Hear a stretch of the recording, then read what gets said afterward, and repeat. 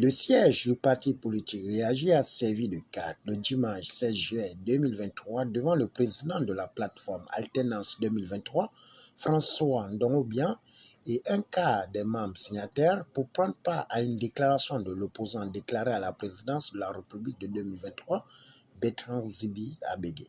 De manière solennelle, au nom de nos ancêtres en commun que nous avons nos ancêtres à Komamba, Nyonda Makita, Solobi Tege, Mbombe et tous les autres, dans la nuit du 31 août 2016, juste en face, parce que j'ai ce bâtiment en face de moi, je vous prierai de vous lever afin que nous puissions observer une minute de silence pour ces martyrs. Toutes les richesses de ce pays et aujourd'hui le résultat dans toutes les dictatures est le même. En Centrafrique, ce pays voisin, on y passe de guerre à guerre, rébellion à rébellion, Balaka anti-Balaka, Séléka anti-Séléka. Et c'est le quotidien, malheureusement, aujourd'hui, pour ce peuple. Hier, Jean Bédel Bokassa fut jadis premier propriétaire terrien de toute la France. Après l'historique de sa position, suivi des multiples causeries statistiques selon le polymètre de ses évaluateurs, Bertrand Zibi Abégué a jeté l'éponge pour l'unité de l'opposition au profit du candidat qui sera choisi comme unique représentant de l'opposition en mettant fin à la gérance du parti au pouvoir. J'ai volontairement, en 2016, démissionné de mon poste de député en présence d'Ali Bongo Ondimba en pré-campagne à Bolosoville. Et après cet instant, ma vie avait totalement basculé. Mon histoire, vous la connaissez. Je me suis immédiatement et résolument mis derrière le candidat consensuel à l'époque, le candidat unique trouvé, Jean Ping. Ensuite, s'en est suivi l'innommable. Dans la nuit du 31 août 2016, juste en face de moi, parce que j'ai ce bâtiment, la vie de notre nation avait totalement basculé. Au petit matin du 1er septembre 2016, j'ai été pris à cet endroit. J'ai été emmené dans une fosse septique à la DGR où j'ai passé 3 jours au milieu des excréments jusqu'à la poitrine. Je me tourne vers vous, les candidats restés en liste. 10 candidats, 20 candidats, sachez-le, ça fait le jeu du pouvoir machiavélique du PDG.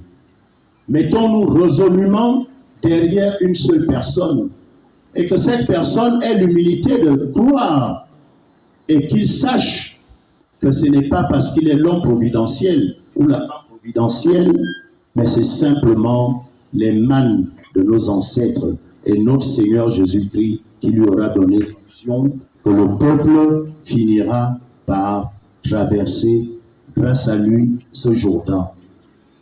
Je reste en toute âme et conscience. Churchill disait, les choses les plus difficiles sont celles qui touchent l'âme.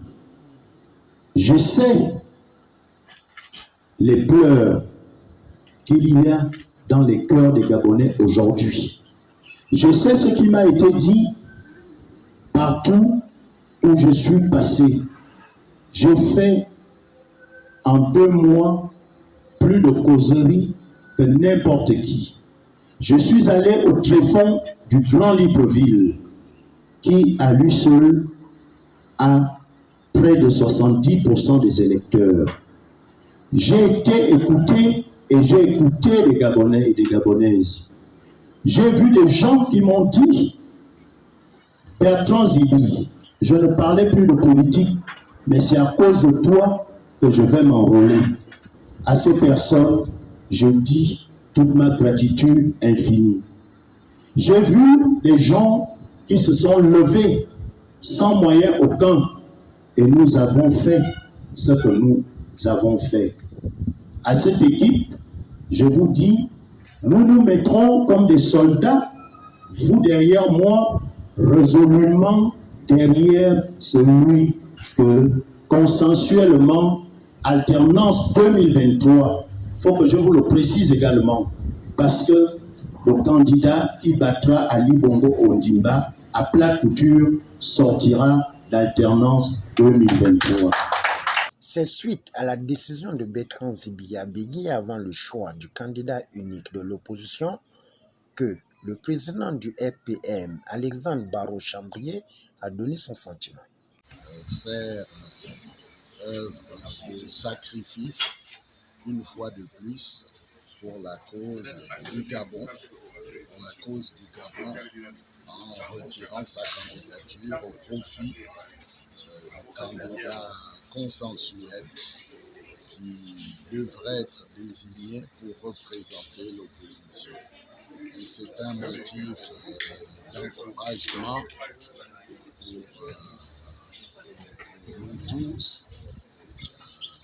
Il n'a pas démérité, il aurait pu se maintenir, il dispose des qualités, du background nécessaire. Il a simplement, à sa manière, voulu montrer la voie de la sagesse qui exige que dans un scrutin à un seul tour, nous puissions avoir un candidat consensuel. Notre souhait est que cette voie soit encore plus fructueuse et que certainement nous aurons d'autres décisions fortes allant dans ce sens. En tout cas, bravo, chapeau à Bertrand. Rien ne l'y obligeait, mais une fois de plus, il montre la voie. C'est un homme de foi, un homme de conviction, un patriote qui vient de nous le démontrer. Malgré cette décision qui fait une équation à plusieurs interprétations, le Nyamoro de Mapan reste zen en réaffirmant son engagement en faveur de la démocratie. Au finish, il invite les autres candidats à faire preuve de responsabilité envers le peuple gabonais.